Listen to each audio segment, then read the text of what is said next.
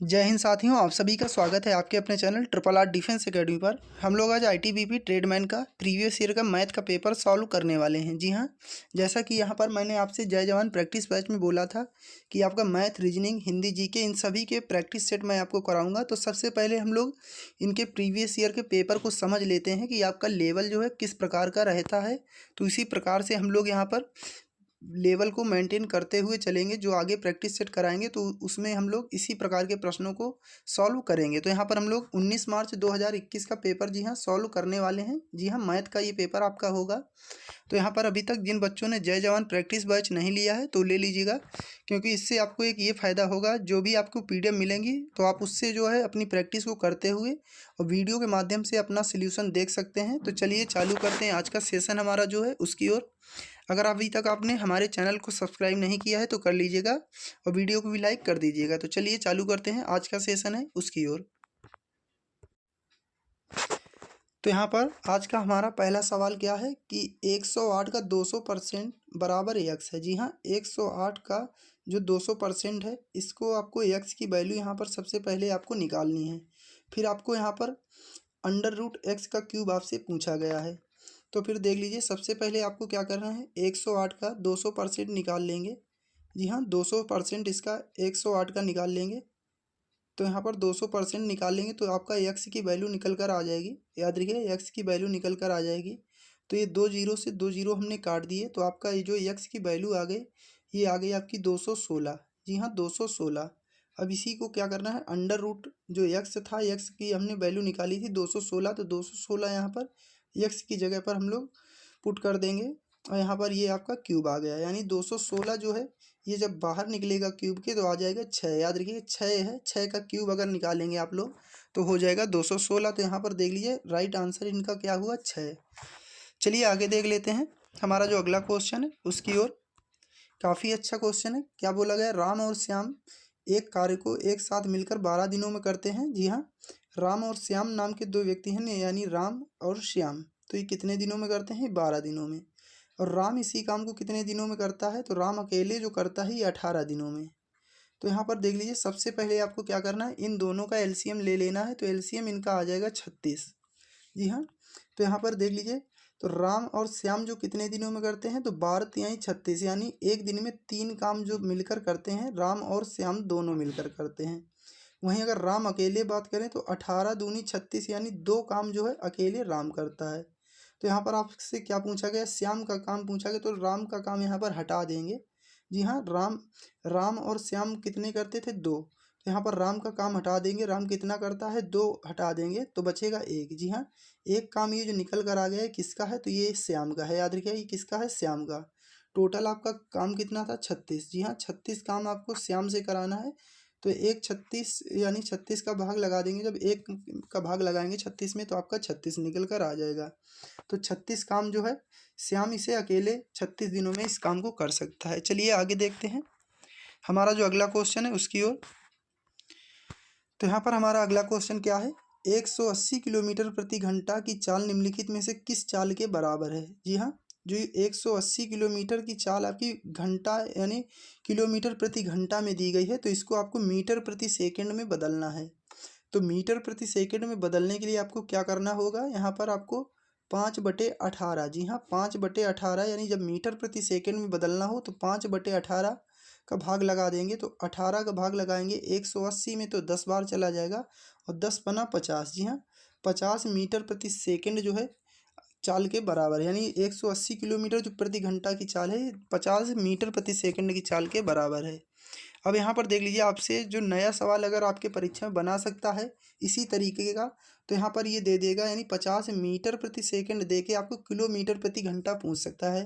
तो यहाँ पर याद रखिएगा, 50 जैसे मीटर प्रति सेकंड में दे दिया और आपसे किलोमीटर प्रति घंटा पूछे तो यहाँ पर क्या करेंगे, किलोमीटर प्रति घंटा में 18/5। जी हाँ, 18/5। अगर मीटर प्रति सेकंड में बदलना हो तो 5/18 और किलोमीटर प्रति घंटा में बदलना हो तो यहाँ पर आपको 18/5। तो यहाँ पर देख लीजिए, 5 का भाग लगाएंगे 50 में तो 10 बार चला जाएगा और 18 दाम 180। जी हाँ, 180 जो है किलोमीटर प्रति सेकंड यानी प्रति घंटा। याद रखिए प्रति घंटा यानी किलोमीटर प्रति घंटा यहाँ पर चाल निकल कर आ जाएगी। तो चलिए आगे देख लेते हैं हमारा जो अगला क्वेश्चन है उसकी ओर। तो यहाँ पर क्या बोला गया है, 8, 24 और 34 से ऐसी कौन सी संख्या है जो पूर्णतः विभाज्य हो, यानी छोटी से छोटी 4 अंकों की संख्या आपको बताना है जो 8, 24 और 34 से पूरी तरीके से विभाज्य हो। तो यहाँ पर आप लोग क्या करिएगा, इस प्रश्न को 8 का यहाँ पर अगर विभाज्यता के नियम हम लोग देखें तो क्या होता है, जो संख्या 3 और 8, जी हाँ 24 जो है ये 8 और 3 दोनों से कटेगी। तो 3 का नियम क्या कहता है, अंकों का योग, जी हाँ अंकों का योग जो है 3 से कटना चाहिए। तो यहाँ पर देख लीजिए 6, 2, 8, 1, 9। तो यहाँ पर ये भी आपका मान लेते हैं ऑप्शन में, अभी तो आपको पता है कि ये होगा, टिक लगा हुआ है क्योंकि। तो यहाँ पर ये भी आपका हो सकता है मान लीजिए। अब यहाँ पर आपको क्या करना है, फिर 8 से आपको इसको चेक कर लेना है। तो यहाँ पर 8 से इसको चेक करेंगे तो 8 का यहाँ पर फिर आपको क्या करना है, भाग देकर देख लेना है। तो 8 में देख लीजिए, तो 8 एकम 8, बचा आपका 2, 8 दूनी 16, फिर यहाँ पर आपका बच जाएगा 6, तो 8 सत्ते 56। तो यहाँ पर ये नहीं कटेगा, यानी 8 से ये संख्या नहीं कटेगी। तो यहाँ पर ये संख्या जो है जो 24 से विभाज्य नहीं होगी, याद रखिए 24 से विभाज्य नहीं होगी क्योंकि यहाँ पर 3 और 8 दोनों से कटना चाहिए था।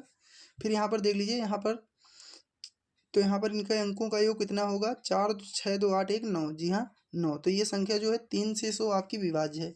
अब यहाँ पर 8 से हम लोग बात कर लेते हैं। तो यहाँ पर देख लीजिए 8 में इसका भाग लगा कर देखेंगे। तो 8 में यहाँ पर भाग लगाएंगे तो 8 एकम 8, 12 में 8 का भाग लगाएंगे तो बचेगा 4, तो हो जाएगा 8 पंच 40, जी हाँ 8 पंच 40। तो यहाँ पर आपका बच जाएगा जो बचेगा 2, 8 पंच 40 और 8 त्रिक 24, 8 त्रिक 24। तो यहाँ पर ये देख लीजिए ये आपका 24 से विभाज्य है क्योंकि 3 और 8 दोनों से विभाज्य है। अब आगे देख लेते हैं, जैसे कि ये ऑप्शन आपके दे दिया गया, तो यहाँ पर इनका अंकों का योग 8, 4, 12, 2, 14, जी हाँ ये तो आपका यहाँ पर 3 से विभाज्य नहीं है, तो ये बिल्कुल आपका गलत हो जाएगा। यहाँ पर देख लीजिए 8, 2, 10, 3, 13, 1, 14। तो ये देख लीजिए 2 ऑप्शन तो आपको इसी तरीके से हटा देने हैं, बाकी 2 ऑप्शन से आपको बना लेना है। तो यहाँ पर आपको विभाज्यता का नियम आपको पता होना चाहिए। चलिए आगे देख लेते हैं हमारा जो अगला क्वेश्चन है उसकी ओर। तो हमारा अगला क्वेश्चन क्या है, एक लड़का विद्यालय 10 किलोमीटर प्रति घंटा की चाल से जाता है, जी हाँ, और वह 15 किलोमीटर की चाल से वापस आता है। तो पूरी दूरी के लिए जो औसत यात्रा है उसकी औसत चाल क्या है ये आपको बताना है। तो यहाँ पर देख लीजिए औसत चाल का जो फार्मूला आपका क्या होता है, 2xy, जी हाँ 2xy प्लस यहाँ पर हो जाएगा x प्लस वाई, जी हाँ बटे में आपको हो जाएगा x प्लस वाई। तो याद रखिएगा ये जो फार्मूला होता है 2xy बटे में x प्लस वाई। तो यहाँ पर देख लीजिए 2 आ गया, x की जगह पर आपका आ जाएगा 10, y की जगह पर आप लोग कर देंगे 15, जी हाँ 15। अब यहाँ पर x प्लस वाई जो है, x की जो वैल्यू दी गई है 10, y की आपकी दी गई 15, तो 15 और 10 इसको जोड़ देंगे हो जाएगा 25। तो यहाँ पर देख लीजिए 5 से इसको काटेंगे तो 5 तियाँ 15, पचम 25, 5 दूनी 10, तो 2 तियाँ 6 दूनी 8, यानी यहाँ पर 3 दूनी 6 दूनी 12, जी हाँ 3 दूनी 6 दूनी 12। तो इसको जब सॉल्व करेंगे तो 12 किलोमीटर प्रति घंटा जो इसकी चाल आएगी ये औसत चाल होगी। चलिए आगे देख लेते हैं हमारा जो अगला क्वेश्चन है उसकी ओर। तो यहाँ पर हमारा अगला क्वेश्चन क्या है, एक विद्यालय के 1080 विद्यार्थियों में लड़कों और लड़कियों का अनुपात जो है 5:4 है। 10 लड़कों ने विद्यालय छोड़ दिया क्योंकि उनके परिवार जो हैं दूसरे राज्यों में शिफ्ट हो गए। विद्यालय में कितनी लड़कियों को भर्ती किया जाना चाहिए ताकि अनुपात जो है 1:1 हो जाए। तो यहाँ पर सबसे पहले आपको लड़के और लड़कियों को निकाल लेना है। टोटल आपके हैं कितने, तो 1080 हैं, जी हाँ टोटल जो कैंडिडेट हैं यहाँ पर 1080 हैं। तो इनका अनुपात जो है 5:4 यानी 9 हो जाएगा। तो यहाँ पर देख लीजिए, तो 9 एक कम 9, 9 दूनी 18। अब यहाँ पर लड़कों की जो संख्या निकल कर आ जाएगी 12 पंचे 60 यानी 600 आपके लड़के हो जाएंगे। अगर हम लोग बात कर लेते हैं यहाँ पर लड़कियों की, तो लड़कियों का अनुपात कितना दिया गया है 4, जी हाँ 4 इनका दिया गया है, 5:4 है। तो 4 यानी 12 चौक 48, 480 आपकी यहाँ पर हो जाएंगी लड़कियाँ। अब यहाँ पर आपसे क्या बोला कि 10 लड़कों ने विद्यालय को छोड़ दिया, तो यहाँ पर 10 हटा देते हैं। याद रखिए 10 लड़के जब यहाँ से हटा देंगे तो बचेंगे 590, जी हाँ 590। अब यहाँ पर ये जो लड़के रह गए आपके 590 और लड़कियाँ हो गई 480। तो एक यहाँ पर अनुपात आपको 1:1 बनाना है।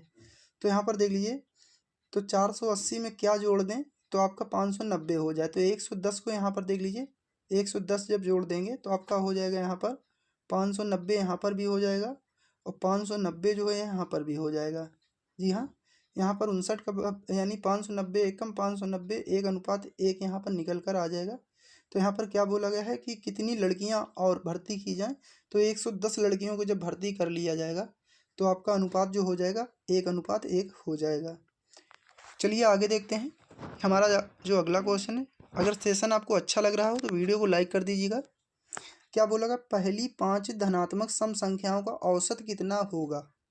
जी हाँ, तो देख लीजिए, तो सबसे पहली जो आपकी सम संख्या होगी 2, फिर आपकी 4, फिर 6, फिर 8, फिर आपकी हो जाएगी यहाँ पर 10।